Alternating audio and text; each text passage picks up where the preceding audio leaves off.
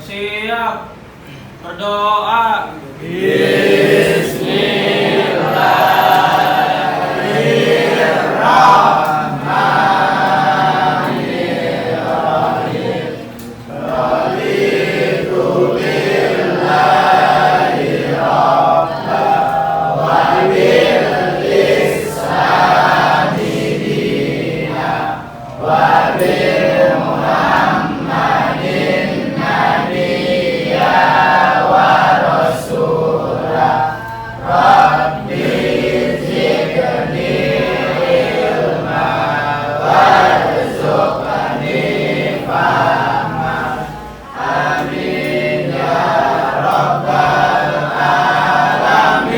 Memberi salam.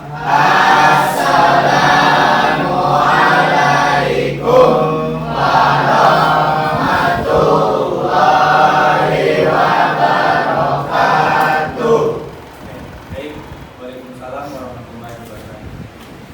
Pada kesempatan kali ini saya akan mengenalkan terlebih dahulu nama, NIM, kelas dan universitas saya.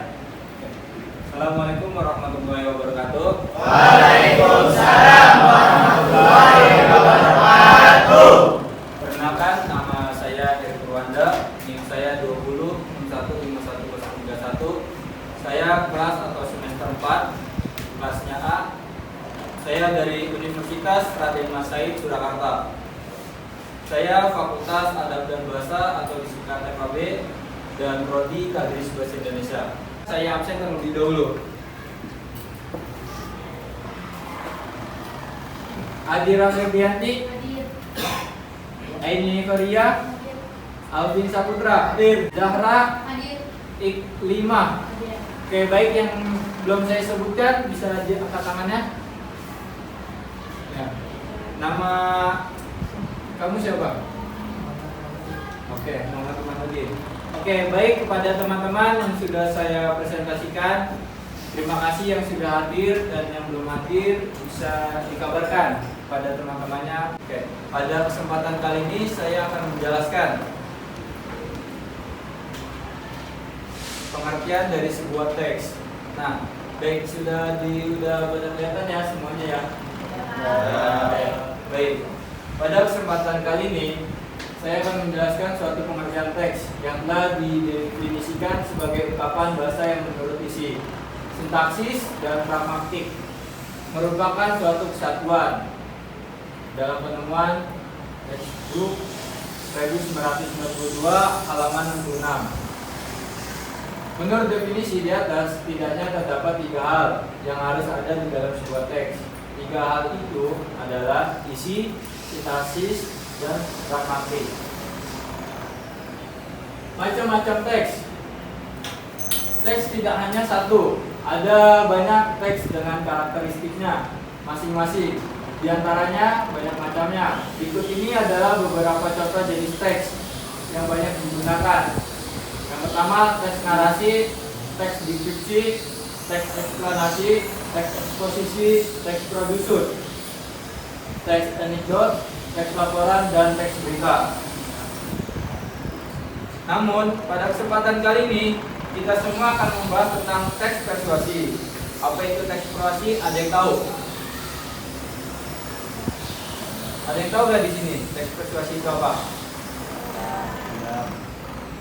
Tidak ada yang tahu ya? Oke, saya jelaskan ya. Apa itu teks persuasi? Teks persuasi adalah teks yang berisi ajakan, saran, rujukan, himbauan, pengaruh, arahan, larangan, atau perintah pada seseorang untuk melakukan suatu hal sesuai dengan tujuan yang ingin dicapai oleh penulis tersebut. Tujuan dari teks persuasi adalah memujuk atau mengajak pembacanya agar mengikuti atau melakukan ajakan, perintah, atau rujukan yang disampaikan oleh penulis dalam teks tersebut.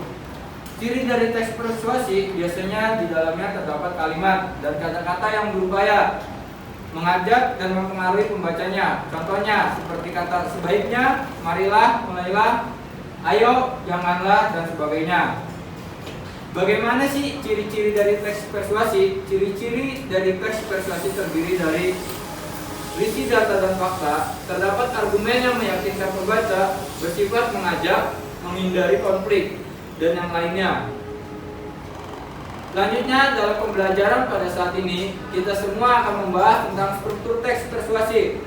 Struktur teks merupakan bagian-bagian yang membangun sebuah teks persuasif, dibentuk oleh beberapa bagian yang disusun secara sistematis dan berhubungan. Struktur teks persuasi. Berikut struktur teks persuasi yang dilansir dari situs pembelajar Kementerian Pendidikan dan Kebudayaan. Antara lain, 1. Pengenalan isu. Penulisan akan memberikan dan menyampaikan pengantar mengenai masalah yang menjadi dasar dari teks atau topik pembicaranya. 2. Pemaparan argumen.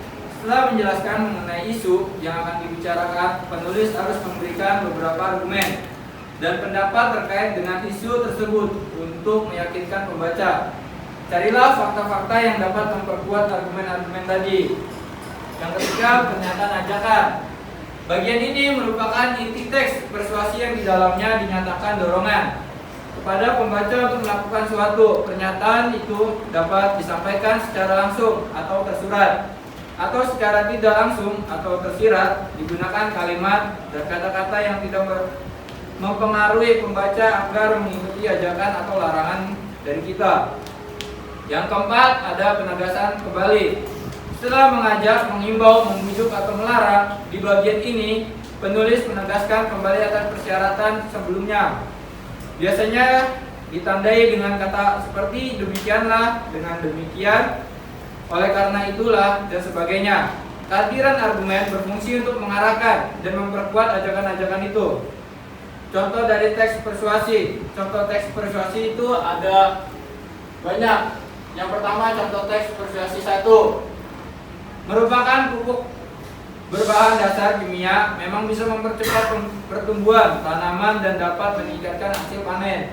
Namun, pupuk kimia memiliki dampak negatif bagi lingkungan sekitarnya karena pupuk ini bisa mencermati lingkungan.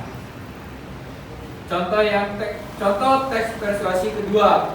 Menjaga kesehatan gigi adalah suatu hal yang sangat penting. Sebaiknya sebelum Anda tidur, sikat gigi Anda terlebih dahulu. Selain itu, gunakanlah pasta gigi putih menggunakan bahan alami yang alami sama sekali tidak mengandung bahan kimia. Teks persuasi yang ketiga.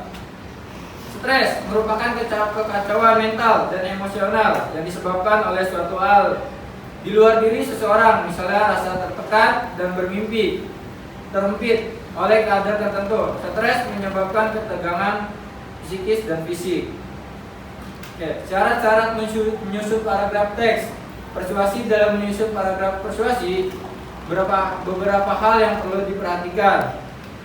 Di antaranya ada 3 macam. Yang pertama, pilihan kata. Yang kedua, kemampuan mengolah emosi. Yang ketiga, bukti-bukti fakta. Adapun kaidah pembahasan teks persuasi setelah memahami unsur penyusunan dan struktur teks persuasi. Kalian juga perlu memahami kaidah pembahasan yang ada di dalam teks persuasi, dan kalian jangan lupa memperhatikan kaidah-kaidah sebagai berikut. Yang pertama, ada menggunakan kata bujukan. Yang kedua, menggunakan verba mental, dan yang ketiga, menggunakan kata kerja imperatif. Mungkin hanya segitu yang bisa saya sampaikan pada kesempatan kali ini. Pada kesempatan kali ini saya akan membuka yang namanya sesi tanya jawab. Oke, dibuka 2 sesi tanya jawab. Yang pertama dari Putra dan yang kedua dari Putri. Nanti dijawabnya oleh kalian semua. Pertanyaan dari kalian dan jawaban dari kalian. Ya, baik.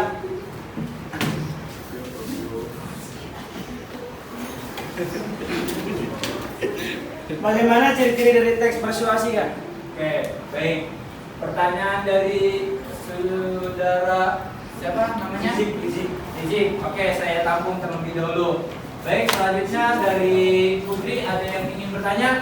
Saya, Kak. Oke, baik, dipersilakan. Nama saya Salur Fana. Saya ingin bertanya, apa saja macam-macam struktur teks persuasi? Oke, baik. ada 2 penanya dari kawan-kawan kalian semua. Menjawab dari pertanyaan Mas Rijik, bisa angkat tangan? Oke, baik. Saya ingin menjawab pertanyaan yang dari Rizky. Yang pertama, berisi data dan fakta.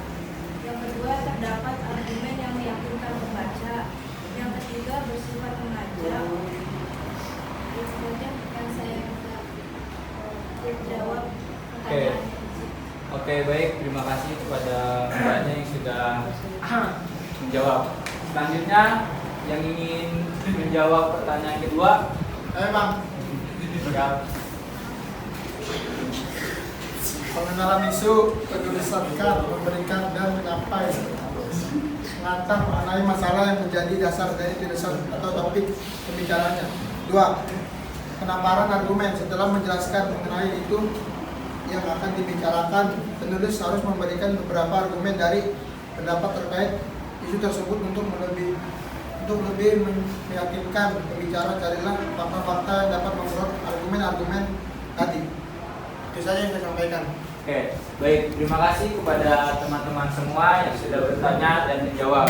Oke, selanjutnya saya ingin mengasih sebuah tugas, yang dimana tugas itu adalah berkelompok. Nah, mungkin dari teman-teman kalian bisa menjadikan sebuah kelompok menjadi 6 kelompok dalam satu kelas. Oke, dipersilakan pada teman-teman buat berkelompok.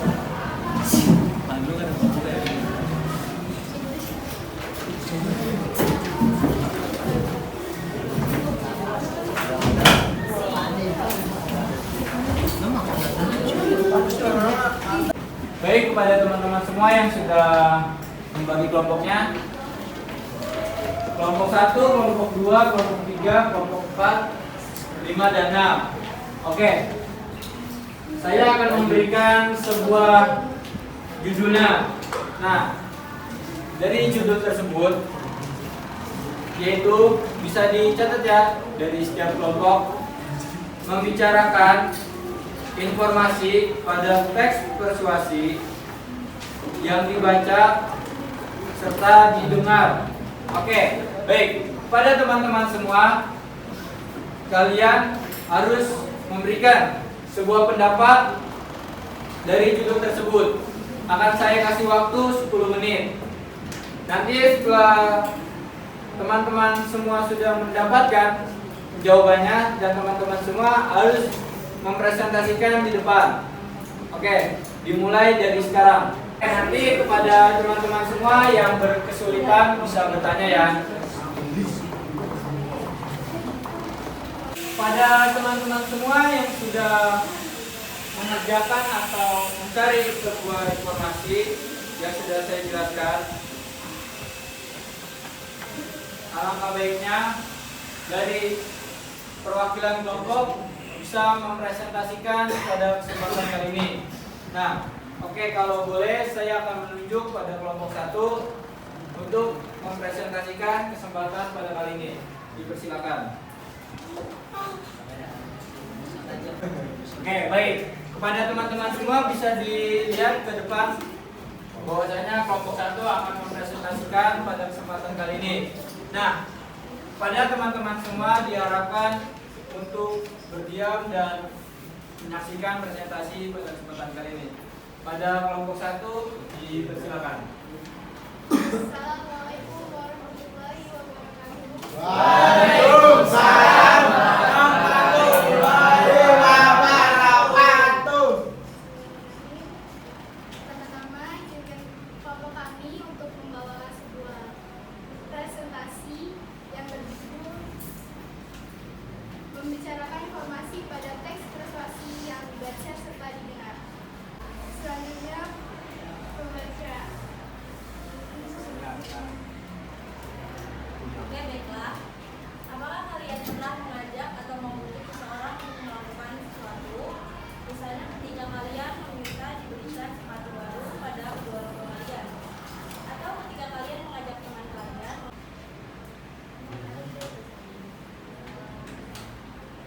Dikarenakan tujuan utamanya untuk teks persuasi memiliki alasan-alasan yang kuat disertai dengan data dan fakta.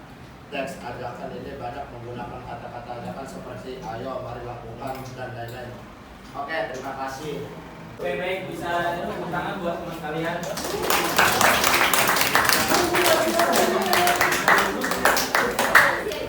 Oke, baik, terima kasih pada kelompok 1 yang sudah mempresentasikan pada kesempatan kali ini. Oke, selanjutnya pada kesempatan kali ini saya akan membahas tentang FPP. Nah, jadi setelah pembelajaran pada kesempatan kali ini, saya akan memberikan sebuah tugas yang berjudul pendidikan. Nah, nanti teman-teman semua bisa mengerjakan di rumah. Judulnya tentang pendidikan. Yang pertama, mencari informasi tentang teks persuasi. Yang kedua, pengertian tentang teks persuasi. Yang ketiga, ciri-ciri isi teks persuasi. Dan yang keempat, tujuan teks persuasi. Nah, mungkin itu yang buat PR di rumah, tugas. Pada kesempatan kali ini saya akan menutup presentasi yang saya bawakan. Bila ada kata-kata yang salah, mohon dimaafkan. Wabillahi taufiq wal hidayah. Wassalamualaikum warahmatullahi wabarakatuh. Waalaikumsalam warahmatullahi wabarakatuh. Siap berdoa.